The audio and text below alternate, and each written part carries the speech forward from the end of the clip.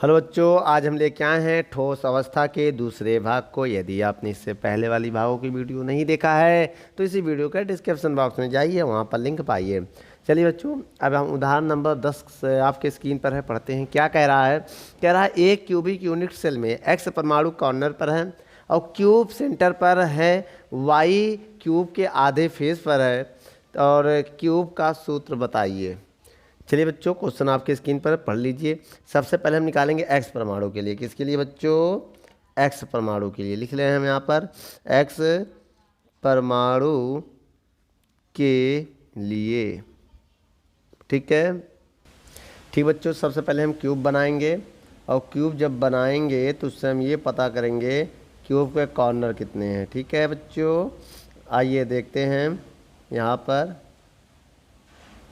सबसे पहले बेटा इस क्यूब को हमने तैयार कर दिया है। मेरा क्यूब तैयार होने वाला है। ये क्यूब तैयार हो चुका है। ठीक है, अब इसके कॉर्नर गिनो पहले। एक कॉर्नर, दो कॉर्नर, तीन कॉर्नर, चार कॉर्नर, पांच कॉर्नर, छः कॉर्नर, सात कॉर्नर, आठ कॉर्नर। तो एस सी भाई, जो कॉर्नर पर नंबर ऑफ एटम है वो कितने हैं भाई? 8 हो गए। यहाँ तक कोई दिक्कत नहीं है आपको। अब उसके बाद देखिए, वह क्यूब सेंटर पर भी है। ओ हो, सेंटर मतलब कॉर्नर क्या हो गया बेटा? सेंटर पर भी है। तो इसका मतलब बेटा बॉडी सेंटर ना, क्यूब सेंटर पर मतलब क्यूब के बॉडी। देखिए क्यूब है ये, इसका अगर सेंटर की बात करें तो इसका सेंटर देखिए ये है। तो ये पूरे बॉडी का सेंटर है, तो इसको एन बी से हम लोग लिखेंगे। एन बी जो हमारे पास है वो 1 है। ठीक है, और क्या कह रहा है? अब वाई परमाणु आधे फेस पर। पहले बच्चों काम करो, एन परमाणु के लिए जेड बराबर फार्मूला बताइए, जो हमने आपको बताया था वो पहले लगाइए। क्या होता फार्मूला? जेड बराबर एन सी बटे 8, एन बी बटे 1 और एन एफ बटे 2 और एन ई बटे 4। ये होता है फार्मूला। क्या होता बच्चों? ये एन है। ठीक बच्चों, ये क्या है? एन है। अब यहाँ पर देखिए बहुत ध्यान से, ये एन ई है। जेड बराबर एन सी, एन सी का मान बताइए बच्चों? 8 है बटे 8। एन बी का मान बच्चों 1 है बटे 1। अब एन एफ बेटा, इसमें फेस में तो कह नहीं रहा, इसमें वो एक्स के लिए फेस में कोई परमाणु नहीं कह रहा, तो 0 मानेंगे। 0 बटे 2। और ई मतलब एज पर, एज मतलब यहाँ पर, यहाँ पर कोई परमाणु कह नहीं रहा तो 0 मानेंगे। 0 बटे 4। तो अब इसको सॉल्व करेंगे बेटा, कितना आएगा? 8 में 8 का भाग देंगे 1 होगा, 1 में 1 का भाग देंगे 1 होगा, बराबर कितना हो जाएगा? 2 आ जाएगा। बराबर कितना हो जाएगा? 2। अब आइए बच्चों आगे हम सॉल्व करते हैं वाई परमाणु के लिए। वाई परमाणु के लिए, वाई परमाणु के लिए क्या होता फार्मूला? अब देखिए वाई परमाणु के लिए सवाल में कह रहा है बेटा वाई परमाणु क्यूब के आधे फेस पर। टोटल कितने फेस हैं गिनो। एक फेस ये है, ठीक है, और दूसरा फेस ये वाला होगा, तीसरा फेस ये ऊपर वाला होगा और चौथा पोज पीछे वाला होगा। जो ये पीछे वाला है ये देखो, इसके जस्ट पीछे वाला होगा। ठीक है, और पांचवा पेज ये बगल वाला होगा और छठा फेस ये देखो, ये सामने वाला था ना, इनके सामने एक नीचे वाला है, ये जो नीचे वाला फेस। टोटल 6 फेस हो गए, 3 और 3 6। तो आधे फेस की बात कर रहा है भाई। कितने फेस की बात कर रहा है? आधा फेस। तो टोटल फेस जो एन ऑफ एस जो फेस होते हैं वो 6 होते हैं, लेकिन आधे की बात कर रहा है आधा। कितना? आधे में बेटा अब इसको 3 ले लेंगे। क्या लेंगे? एन एफ क्या होगा? 3 होगा। इसमें वैसे आधा यहाँ लिखना चाहिए था, ये तो पूरे के लिए आधे आधे। आधे में कितना हो जाएगा? 3 हो जाएगा। अब एक काम करिए बच्चों बहुत ध्यान से आप, तो ये हो गया है। अब हम यहाँ पर लिखेंगे क्या? परमाणुओं की संख्या, वही जेड बराबर फार्मूला लगाएंगे। आइए यहाँ पर लगा लेते हैं। जेड बराबर क्या होता है? एन सी बटे 8 मतलब सेंट्रल, सी का मतलब बेटा एक कॉर्नर पर परमाणुओं की संख्या, और बॉडी के सेंटर पर बी मतलब बॉडी के सेंटर में परमाणुओं की संख्या, और बॉडी की फेस पर परमाणुओं की संख्या, और बॉडी के एज पर परमाणुओं की संख्या। एज बेटा ये होता है। तो आप ये बताइए वाई के लिए कोई सेंटर नहीं कह रहा है, कॉर्नर नहीं कह रहा है तो 0 होगा। बॉडी के लिए कोई सेंटर नहीं कह रहा तो 0 होगा। और फेस कह रहा है, फेस आधे फेस पर तो 3 होगा, 3 बटे 2। और एज कोई कह नहीं रहा तो एज भी क्या होगा? 0 बटे 4। तो टोटल अगर हम काउंट करें तो मेरा आंसर आ जाएगा ये 0 ये 0 ये 0, 3 बटे 2 हो जाएगा। क्या हो जाएगा? 3/2। अब लिखेंगे यौगिक का सूत्र। क्या लिखेंगे? यौगिक का सूत्र बच्चों। तो इसका फार्मूला क्या होगा, बहुत ध्यान से देखिए। पहला x है, आप लिखो x में कितना आया 2, तो यहाँ 2 लगा देना। ठीक है, उसके बाद y लिखना। y में यहाँ क्या है 3/2 है, तो लगा देना भाई y के लिए 3/2 है, लेकिन ये बटे में 2 आए इसलिए इसमें 2 का गुणा करो। बच्चों जब सब में 2 का गुणा करोगे तो ये फार्मूला इसका बनेगा। क्या 2 का इसमें गुणा करोगे x 2 दूनी 4, और 2 का इसमें गुणा करोगे 2 से 2 कट जाएगा भाई, 2 3 6 होगा, 6 में 2 का भाग दोगे 3 आएगा। तो ये फार्मूला होगा यौगिक का सूत्र बच्चों। वीडियो को रोककर नोट कर लें। चलिए बच्चों सवाल नंबर 11 10वां पढ़ते हैं। 10वां हो चुका। चलिए बच्चों सवाल नंबर 11वां पढ़ते हैं। इस सवाल में क्या कह रहा है? कह रहा है क्यूबिक के सेल में परमाणुओं की संख्या ज्ञात करना। बच्चों परमाणुओं की संख्या को हम जेड मान ले रहे हैं। मान ले रहे हैं ये परमाणुओं की संख्या है। परमाणुओं की संख्या हमें निकालनी है बच्चों। क्या निकालनी है? परमाणुओं की संख्या। और कह रहा है जिसमें एक परमाणु प्रत्येक कॉर्नर पर है। वैसे क्यूब अगर हम बनाएं, आइए हम एक क्यूब आपको बना के दिखाते हैं। क्यूब में कितने कॉर्नर होते हैं? 2 मिनट में क्यूब हो गया तैयार हमारा। तो अगर कॉर्नर की बात करें, 1 corner, 2 corner, 3 corner, 4 corner, 5 corner, 6 corner, 7 corner और 8 कॉर्नर। तो बेटा NC कितना है? 8 है। कॉर्नर कितने हैं? 8। समझ गए? कॉर्नर हो गए। और कह रहा है बेटा डायगोनल, बॉडी डायगोनल। तो बच्चों बॉडी डायगोनल का फॉर्मूला क्या है? NBD, body diagonal. Body diagonal बता कुल कितने डायगोनल होते हैं? आइए हम आपको काउंट करके दिखाते हैं। एक डायगोनल ये हो गया,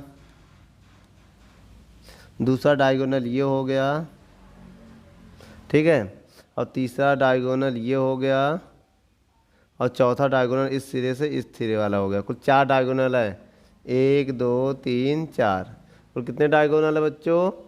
इस कोने से ये कोना, ये कोने से ये कोना, 2 और 2 इधर, 4। कुल टोटल 4 डायगोनल है। और प्रत्येक डायगोनल में 2 परमाणु है। मान लो इस डायगोनल में मान लो 2 परमाणु है, इस डायगोनल भी 2 परमाणु है, बीच वाले भी डायगोनल में 2 हैं, तो यहाँ भी 2 है। कुल कितने हो गए बेटा परमाणु? कुल हो गए हैं 8 परमाणु। 2 गुणे 4 करेंगे भाई, प्रत्येक में 2 हैं और टोटल 4 डायगोनल है। कितने हो गए? 8 हो गए। अब हम आपको परमाणुओं की संख्या का फार्मूला बताते हैं। देखिए फार्मूला क्या होता है। NC/8 भाई कॉर्नर में परमाणुओं की संख्या।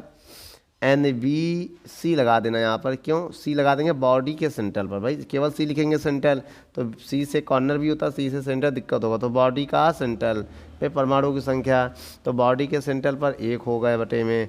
और NF फेस पे परमाणुओं की संख्या में 2 होता है, और NE एज पर परमाणुओं की संख्या 4 होता है, और body diagonal N of body diagonal पे भी 1 होता है। अब एक काम करिए बच्चों, अब काम करिए, ये बॉडी का सेंट्रल बॉडी के डायगोनल में 1 1 होता है, क्योंकि ये बीच में पाई जाती हैं। बॉडी का जो सेंट्रल होता है वो भी बॉडी के बीच में पाया जाता है, और बॉडी का जो डायगोनल होता है वो भी बीच में पाया जाता है। ठीक है, इस वजह से बेटा इसमें 1 से डिवाइड देते हैं। और जो कॉर्नर होता है बेटा, कॉर्नर का ये बटे में 8 का मतलब समझते हैं कि एक गोले को आप काटोगे ऐसे ऐसे, ऊपर से भी काटो, 1 2 3 4, 4 इधर का 4 उधर का, तो एक हिस्सा यूज होता है इसमें भाई, एक हिस्सा केवल यूज होता है, बाकी 8 बेकार हो जाते हैं, तभी तो हम 8 से भाग देते हैं। और फेस की बात करें, फेस में ऊपर होगा तो आधा काट देंगे, आधा पूरा बेकार हो जाएगा, आधा का यूज हो जाएगा, इसलिए 2 से भाग देते हैं। एज में अगर देखा जाए, एज में ऊपर से भी कटेगा, ऊपर से भी कटेगा भाई। एक बार ऊपर से काटेंगे, एक बार सामने से काटेंगे भाई। ऊपर से काटेंगे, सामने से काटेंगे, तो एज में 4 भाग बेकार जाता है और 4 भाग यूज होता है उसका। ठीक है, और बीच में पूरा पूरा खड़ा परमाणु ही रहेगा, कुछ नहीं कटता, कोई भाग इसका वेस्ट नहीं जाता, इस वजह से यहाँ 1 लेते हैं। ये फार्मूला आप याद कर लीजिए। जो गिवन है वो रखिए, जो नहीं गिवन उसे 0 मान लीजिए। क्यों? क्योंकि बेटे अब देखा जाए एज पर कोई परमाणु है ही नहीं, तो क्या मानेंगे? 0। तो एक काम करो, तो NC 8 है, 8/8 प्लस NBC नहीं है सेंटर पर तो 1, फेस पर भी नहीं है तो कोई बात नहीं, NE 0, NH पर भी नहीं है तो कोई बात नहीं, और बॉडी के डायगोनल पे 8 परमाणु हैं। अब ये सब 0 हो जाएगा, और 8 में 8 का भाग देंगे तो 1 आएगा, प्लस अब ये 8 ये है, टोटल कितने हो जाएंगे? 9 परमाणु। टोटल परमाणु की संख्या 9। तो यहाँ लिख देना कुल परमाणु। कुल परमाणु का ये फार्मूला होता है बच्चों। आप वीडियो को रोक कर नोट कर लें। नंबर क्वेश्चन मतलब 12 नंबर क्वेश्चन आपके स्क्रीन पर है। क्या कह रहा? आयरन सेकेंड ऑक्साइड की क्यूबिक संरचना है। यूनिट सेल का एज 5 एंगस्ट्रॉम है। बच्चों जो ए, देखिए एज क्या होता है? ए होता है। यहाँ एज को हम लोग ए से डिनोट करते हैं। इसकी वैल्यू है 5a0। अब देखिए a0 की दो वैल्यू होती है, एक होती है 10 की पावर -10 मीटर में, अब एक होती है 10 की पावर -8 सेंटीमीटर में। अब इन दोनों में कौन सा यूज करेंगे वो थोड़ी देर बाद अभी हम आपको बताएंगे, इतना जगह छोड़ दे रहे हैं अभी हमें। इसके बाद देखिए आगे पढ़िए, कह रहा घनत्व डेंसिटी डी मतलब कितना दिया है? 4 ग्राम सेंटीमीटर माइनस क्यूब। बेटा ये सेंटीमीटर है, इस वजह से आप सेंटीमीटर वाली वैल्यू यूज करे हो। अब यहाँ पर 5 × 10 की पावर -8 सेंटीमीटर ये वैल्यू यूज हो गई है। ये क्यों नहीं किया? अगर यहाँ मीटर होता तो हम ये वैल्यू यूज करते हैं। सेंटीमीटर है, इस वजह से हम ये वाली वैल्यू यूज कर रहे हैं। और क्या करा? आयनों की संख्या प्रति यूनिट सेल ज्ञात करनी है। और जिसमें बच्चों आपको n0 की वैल्यू गिवन है, सवाल में देख लीजिए कितना दिया? 6.02 × 10 की पावर 23। और आपको बच्चों यहाँ पर दिया है द्रव्यमान दिया है FO का। बेटा कैपिटल M दिया है 72 ग्राम मोल इनवर्स। इसका मतलब ये क्या है? ये भार दिया है FeO का। फेरस ऑक्साइड का वजन दिया है, ठीक है। और एक बात हम आपको बता दीजिए, क्रिस्टल कौन सा है? ये क्रिस्टल कौन सा लिखा ना? यूनिट सेल का। बेटा कौन सा कह रहा है? Unit cell. इसका मतलब बच्चों हमें जेड ज्ञात करना है। क्या ज्ञात करना? जेड आयनों के प्रति, ये देख लिखा ना संख्या, आयनों की संख्या प्रति यूनिट। ये क्या है बच्चों? आयनों की संख्या है प्रति यूनिट। क्या है? प्रति यूनिट्स में ज्ञात करनी है। आगे का पानी देख लीजिएगा। आइए चलिए बच्चों ज्ञात करते हैं, जिसमें हमारी हेल्प करेंगे आप लोग। सबसे पहले हम आपको फार्मूला बताएंगे। सूत्र क्या होता है बच्चों? सूत्र होता है घनत्व का। घनत्व का जो फार्मूला होता है घनत्व, वो होता है D बराबर Z × कैपिटल M बटे A³ × n0। हमें जेड की वैल्यू चाहिए, आप पहले जेड का मान निकाल लो बच्चों। इसको इसके साथ भेजेंगे, देखिए ये इसके गुणे में चला जाएगा, बटे में इसके गुणे में जाएगा A³ × n0। और बेटा जेड की वैल्यू निकालें तो m बटे में इसके चला जाएगा, m केवल बटे में आएगा। अब एक काम करिए बच्चों, आप यहाँ पर मान रखिए, यहाँ पर इसको सॉल्व करते हैं पहले। आइए जेड बराबर डी की वैल्यू कितनी है? 4 है। इंटू A³ की वैल्यू कितनी है? 5 × 10 की पावर -8 का पावर क्यूब इंटू n0 की वैल्यू कितनी है? 6.02 × 10 की पावर 23 बटे में क्या है? m का मान 72। अब एक काम करिए, आप इसको थोड़ा काटिए पीटिए। कैसे काटेंगे? 4 से कट जाएगा, 4 एकम 4, 4 एकम 4, 3 बचेगा, 3 जाएगा तो 32 हो जाएगा। भाई जब 4 कट जाएगा तो यहाँ 3 बचेगा, 3 यहाँ बचेगा, 2 ये 3 के ऊपर 2, 3 इकाई 2 दहाई मतलब 32 हो जाएगा। तो 32 4 8 32 ये आ गया बच्चों। अब 2 से इसको काट दो, 2 9 18, 2 3 6, 0 लगा दो, 2 एकम 2। अब क्या बचा मेरे पास? 5 का क्यूब। बेटा 5 का क्यूब का मतलब 5 का 3 बार गुणा करो। 5 का क्यूब को मतलब 5 × 5 × 5 तो कितना हो जाएगा बेटा? भाई 5 का क्यूब समझ गए बेटा? अगर 5 का क्यूब है तो इसको 3 बार गुणा करो, 1 बार 2 बार 3 बार, तो कितना आएगा? 55 25 25 पंचे 125। तो बेटा 5 का क्यूब 125। अब इसमें पावर में पावर का गुणा हो जाएगा, 8 3 24 या 3 8 24, 3 8 24 × 3.01 × 10 की पावर 23 बटे 9। अब एक काम करिए बच्चों, देखिए अप्रॉक्सी हम आपको एक सही बात बताने जा रहे हैं। ये पावर 3.01 का कोई मतलब नहीं है, हम आपको वो यहाँ समझाने जा रहे हैं। आप थोड़ा प्यार से समझिएगा, तभी कहानी का आप मज़ा ले पाएंगे बच्चों। देखिए अगर 3.01 लिखा है तो आप उसको 3 के बराबर मान लो। अप्रॉक्सी क्या मान लो? मान लो ये 3 है, ताकि ये कट जाएगा। अब देखो जेड बराबर 125 इंटू, इसको हमने 3 लिख लिया। 3.0 लगभग किसके बराबर होता है? अप्रॉक्सी 3 के बराबर होता है। 3.01 का कोई मतलब नहीं है, 3 मान लो आप। 3 मान लिया और बटे में क्या है? 9 मान लिया। अब इसकी पावर को सॉल्व करो, ध्यान से देखो। ये -24, ये प्लस का 23 है। जब इसको सॉल्व करोगे तो 10 की पावर -1 आएगा। आएगा कि नहीं भाई? -24 से 23 सॉल्व करेंगे। अब भाई 23 से 24 घटाओ तो -1 आएगा। अब इसके बाद समझना, जेड बराबर ये हो गया 125 × 3 बटे 9। ये नीचे आएगा तो ये 10 हो जाएगा बेटा। क्या हो जाएगा? 10। अब इसे हम काट सकते हैं, 3 एकम 3, 3 त्रिका 9, 5 दूनी 10, 5 दूनी 10, 2 इधर जाएगा 25, 55 25। क्या बचा बच्चों? 25 गुणे 1/3 दूनी 6, या लिख दो 3 गुणे 2। अब यहाँ सॉल्व करो, 25 से कम 25, 3 दूनी 6। अब 25 में 6 का भाग दे दो बच्चों, 25 में 6 का भाग दे दो, 6 चौको 24, घटाएंगे 1 आएगा, पॉइंट लगाएंगे, 0 बढ़ाएंगे, और 6 एकम 6, घटाएंगे 4 आएगा, 0 बढ़ा देंगे, पॉइंट लग चुका, 0 बढ़ा सकते हो। अब 6 छंग 36 आएगा, आएगा कि नहीं आएगा 36, कितना आएगा 4 आएगा, फिर 6 छंग, फिर 0 बढ़ा देंगे, फिर 6 छंग 36, ऐसे आता रहेगा। आप ये बताइए इसका आंसर क्या होगा।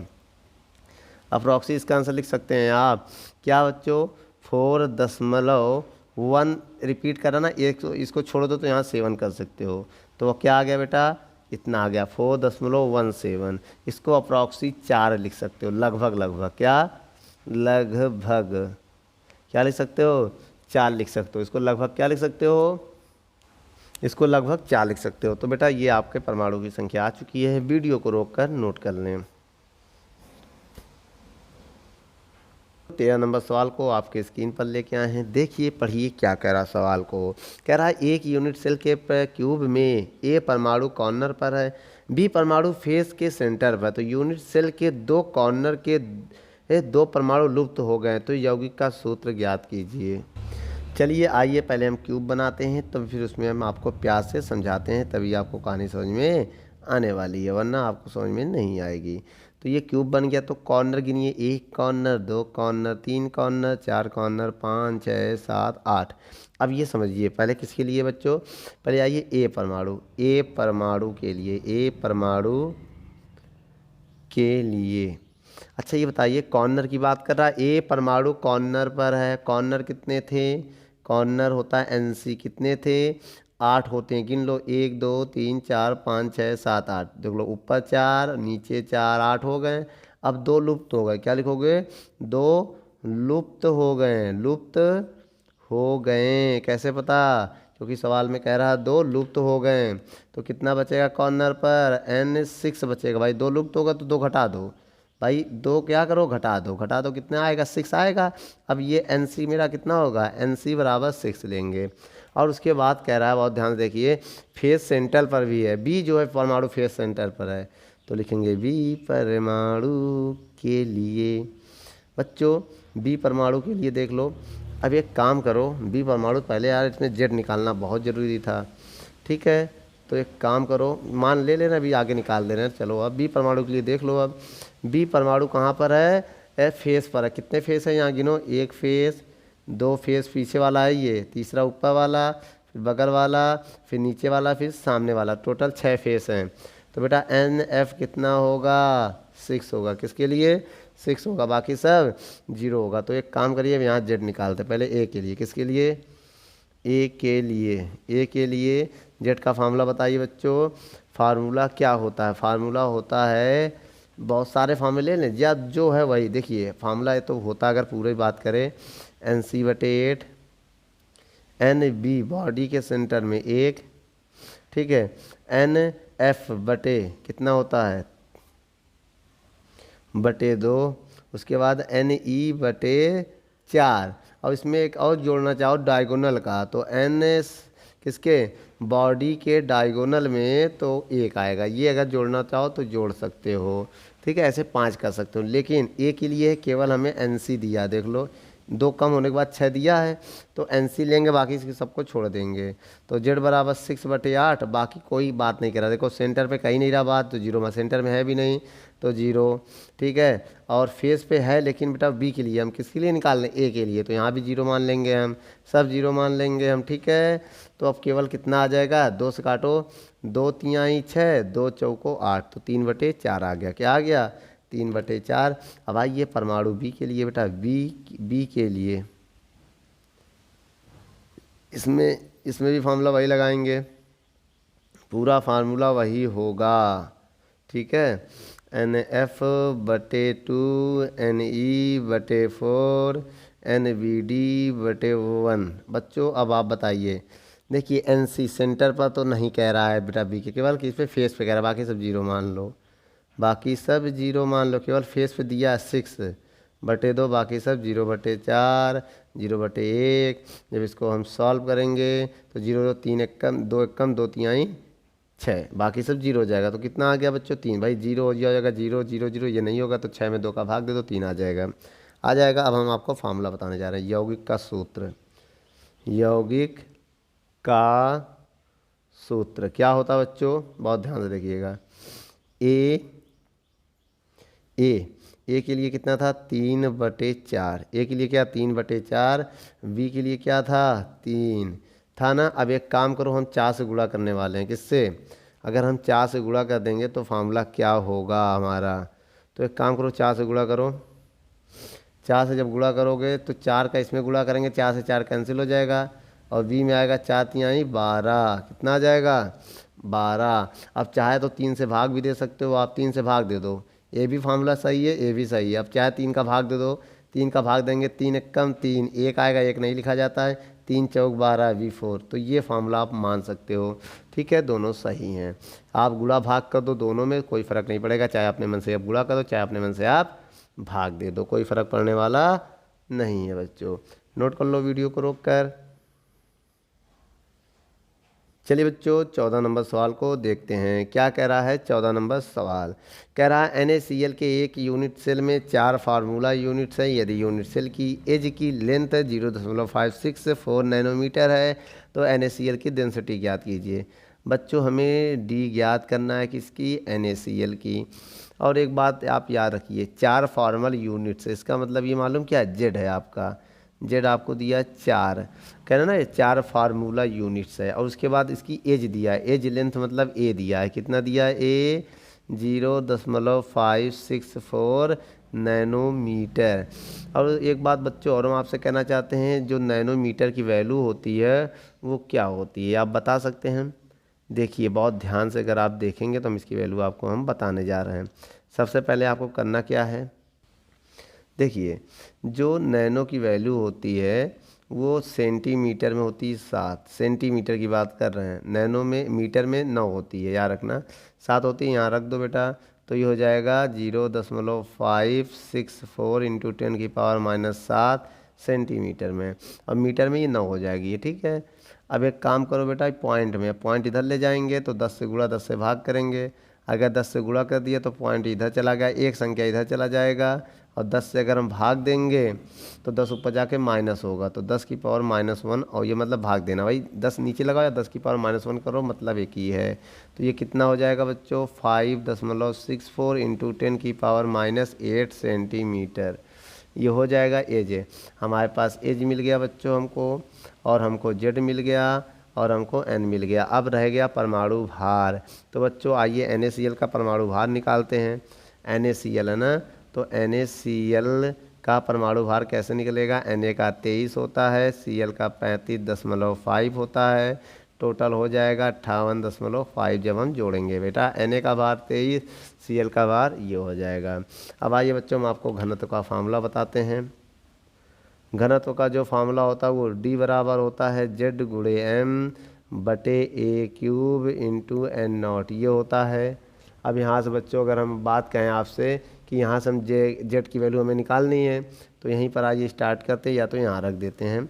जेड बराबर, जेड की वैल्यू चाहिए ना हमें, जेड की वैल्यू कितनी है 4, एम की वैल्यू कितनी है बेटा 58.5 बटे, उसके बाद A³ की वैल्यू कितनी है, ये वाली वैल्यू रखिएगा 5.68 इंटू 10⁻⁻8 का होल क्यूब। उसके बाद बच्चों गुणे में क्या है, फार्मूले में देखिए N0 की वैल्यू हमने आपको याद कराई थी, क्या होती है N0 की वैल्यू, याद है आपको बच्चों 6.023, या 02 भी लिख सकते हो, या ये ना लिखो, पॉइंट की 2 संख्या भी लिखो तब भी सही है, 23 इसकी पावर होती है। तो यहाँ पर रख सकते हैं 6.023 इंटू 10⁻23। अब हम इसको करेंगे सॉल्व, कैसे करेंगे आइए देखते हैं। सबसे पहले बेटा एक काम करिए, 4 का ऊपर गुणा कर दीजिए अगर आपको करना हो तो। देखिए बच्चों 5.64 का, तो बच्चों ये 5.64 है, ये 8 कर दिए, ये 4 है, याद रखना। तो इसका 3 बार जब गुणा करोगे तो 3 बार क्या होगा, भाई मेरी बात समझिएगा, 4 गुणे ऐसे रहने दो, 4 गुणे 5.5, इसको 3 बार गुणे में लिखिए 5.64 5.64 5.64, ठीक है। अब इसके बाद इंटू में ये लिख लो 6.023, उसके बाद इंटू में ये रहने दो, ठीक है 23, उसके बाद इंटू में ये जो पावर है 8 3 24, माइनस का हम इधर लिखने जा रहे हैं, माइनस का 24, ठीक है। अब मेरी बात समझिएगा, डी बराबर, अब इस 4 का गुणा करना कर लो, 4 पंचे 20, 20 का 0 हासिल लगा 2, 4 8 32, 2 34 का 4 हासिल लगा 3, 4 पंचे 20, 20 3 23 हो जाएगा। अब एक संख्या के बाद पॉइंट है तो एक संख्या के बाद पॉइंट लगा देंगे। अब जब इन तीनों का आप गुणा करोगे बच्चों, इसका जब आप इन तीनों का गुणा करोगे तो क्या आएगा, जब इन इसका आप गुणा करोगे तो आपका आंसर आएगा 179.4 आएगा। कितना आ जाएगा, अब इसको जब आप है ना, उसके बाद इंटू में ये बचेगा 6.023, उसके बाद इंटू में जब इसको सॉल्व करोगे तो 10 की पावर -1 आएगा। क्या आएगा, ये ऊपर जाएगा बेटा प्लस हो जाएगा, क्या हो जाएगा 10, ये कितना है 234 गुणे ये ऊपर जाके प्लस हो जाएगा, मतलब 10 हो जाएगा। आप इसमें गुणा कर दो अगर गुणा करना है, ठीक है। तो किसका गुणा करेंगे बेटा, 1794 का हम गुणा करने जा रहे हैं, किसका 1794 का गुणा करने जा रहे हैं हम 6.023 में। जब इसका गुणा करोगे तो अंदर इसका जब इसमें गुणा करोगे तो आपका आंसर आएगा ये बच्चों, क्या आ जाएगा, ये आ जाएगा। अब ऊपर गुणा करोगे तो 2340 बटे 1080.52 आएगा, ये आ जाएगा। अब हम इसमें भाग देने जा रहे हैं बच्चों जब इसमें हम भाग देंगे तो मेरा आंसर आएगा 2.16, क्या आएगा बच्चों, इसकी यूनिट आपको पता है ग्राम प्रति सेंटीमीटर क्यूब, या तो आप इसकी यूनिट को ऐसे भी लिख सकते हो ग्राम सेंटीमीटर -3, क्योंकि बेटा ये ऊपर जाके माइनस हो जाएगा। तो मेरा ये आंसर आ चुका है घनत्व का। आप बच्चों वीडियो को रोक कर नोट कर लें। चलिए बच्चों अगला नंबर सवाल आपकी स्क्रीन पर है, पढ़िए क्या कह रहा है एक तत्व क्यूबिक यूनिट सेल में क्रिस्टलित होता है जिसमें प्रत्येक कॉर्नर पर एक परमाणु और किसी एक डायगोनल पर 2 परमाणु है। तो एक काम करो बच्चों, आइए कुल परमाणुओं की संख्या निकालते हैं, ठीक है। सबसे पहले इस सवाल में कह रहा है कि कॉर्नर पर जो परमाणु है प्रत्येक कॉर्नर पर एक परमाणु है। टोटल 8 कॉर्नर होते हैं, हम क्यूब में बता चुके ऊपर, याद रखना कितने कॉर्नर होते हैं, 8 कॉर्नर होते हैं, ठीक है। और किसी एक डायगोनल पर 2 परमाणु, किसी एक डायगोनल पर बच्चों टोटल डायगोनल 4 होते हैं लेकिन किसी एक डायगोनल पर, तो एन बॉडी का किसी एक डायगोनल पर 2 परमाणु हैं, ठीक है बेटा। एक डायगोनल की बात करा, सभी नहीं, एक डायगोनल।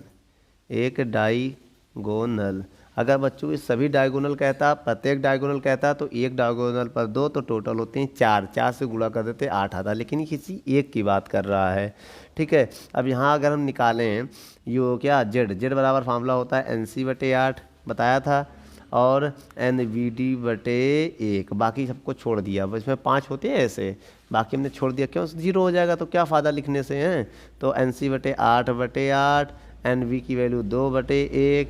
अब इसमें कुछ सॉल्व करेंगे तो Z बराबर 8 में 8 का भाग देंगे 1 आएगा, 2 में 1 का भाग देंगे 2 आएगा, तो टोटल हो गया 3 परमाणु। उसके बाद कह रहा है बेटा यदि इस यूनिट सेल का आयतन, तो यहाँ लिख दीजिए यूनिट सेल का आयतन कितना है बच्चों, यूनिट सेल का आयतन दिया है आपको 24 गुणे 10 की पावर -24 सेंटीमीटर क्यूब दिया है। तो एक काम करो, आइए तत्व का हम आयतन निकाल लेते हैं। पहले तत्व का आयतन कैसे निकालेंगे, आयतन बच्चों तत्व का आयतन हम कैसे निकालेंगे, इसका एक फार्मूला होता है द्रव्यमान बटे घनत्व। क्या होता है, द्रव्यमान बटे घनत्व, ठीक है, घनत्व। तो एक काम करिए बच्चों, आयतन इसका द्रव्यमान कितना है, अगर द्रव्यमान की हम बात करें तो दिया है, देख लीजिए सवाल में कि तत्व का घनत्व 7.2 ग्राम प्रति सेंटीमीटर और तत्व के 200 ग्राम परमाणु, तो वजन दिया है 200 और घनत्व दिया है कितना, घनत्व दिया है 7.2, कितना दिया बच्चों 7.2। तो आइए बच्चों यहाँ पर हम सॉल्व करते हैं। अब क्या लिखेंगे, तत्व का आयतन कितना दिया है भैया 200 में 7.2 का हम भाग देंगे तो कितना आएगा, 200 में 7.2 का आप डिवाइड दे देना तो 27.8 सेंटीमीटर क्यूब आ जाएगा। तो बच्चों अब हम निकालेंगे क्या, यूनिट सेल की संख्या। क्या निकालेंगे, यूनिट सेल की संख्या। तो कैसे निकलेगी बच्चों वो लिखिए, तत्व का आयतन, तत्व का आयतन बटे यूनिट सेल का आयतन, यूनिट सेल का आयतन। अब बच्चों मान रखो, अब देखिए इसे हम n से मान ले रहे हैं, मतलब इसकी संख्या n मान लिया है। तत्व का आयतन कितना है, तत्व का आयतन निकाला है 27.8 और यूनिट सेल का आयतन कितना था 24 × 10⁻24। अब हम क्या करने जा रहे हैं, जो पावर बेटा उसे हम ऊपर भेजने जा रहे हैं। आइए देखते हैं, ये ऊपर जाएगा n बराबर 27.8 × 24 × यू पर जाके प्लस का 24 हो जाएगा। कितना हो जाएगा, प्लस का 24। अब एक काम करिए बच्चों, जब इसका इसमें भाग देंगे 27 में आप 27.8 में आप 24 का डिवाइड दे देना, तो 1.154 आएगा बच्चों, इंटू 10⁻24। तो बच्चों ये 24 है, इसको थोड़ा अच्छा कर देना। ये देखिए नज़र आ रहा होगा आप, ये 24 हो गया है। तो ठीक है, ये n आ गया। अब हम आपको क्या बताने जा रहे हैं कि कुल परमाणुओं की संख्या में निकालना, क्या निकालना है, कुल परमाणु की संख्या। तो हम क्या लिखेंगे यहाँ पर, तो लिखेंगे बच्चों कुल परमाणु की संख्या। तो कुल परमाणु की संख्या में आपको गुणा करना पड़ेगा। किसका किसका गुणा करना पड़ेगा, आप जो ये कुल एक परमाणु की संख्या ये निकाले थे, इसका गुणा कर दो बेटा जो अभी आंसर आया है। ठीक है, तो आइए गुणा कर देते हैं, 3 × n, मतलब z × n फार्मूला लिख दे पहले, हाँ लिख लो पहले, z × n। ये फार्मूला सही लग रहा है आपको। चलिए z का मान 3 और स्मॉल n का मान 1.158 × 10⁻24। गुणा कर लो बच्चों, 3 का इसमें गुणा कर लेना, कर लो करके दिखा दें। आइए कर लेते हैं, 3 × 8 24 का 4 हासिल लगा 1। तो हम इसको बेटा डायरेक्टली लिख दे रहे हैं, आप लोग गुणा कर लेना, 3.474 भाई। 3 अट्ठे 24 का 4 हासिल लगा 1 और 3 बचे 15 और 24 में 2 हासिल हो ना, 15 2 17 का 2 हासिल लगा 1, 3 एकम 3 और 1 हासिल 4 और इधर 3 एकम 3। ये आ गया गुणे 10⁻24। बच्चों ये मेरा फाइनल आंसर है।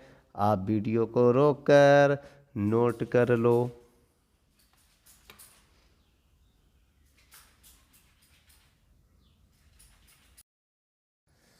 दोस्तों यदि हमारी वीडियो आपको अच्छी लगे तो लाइक शेयर एंड कमेंट करिए, और भी अगर आप किसी टॉपिक पे वीडियो चाहते हैं तो हमारे कमेंट बॉक्स में जाके कमेंट करें, तो हम उस पर बहुत ही जल्द से जल्द वीडियो को बनाएंगे। चलिए धन्यवाद।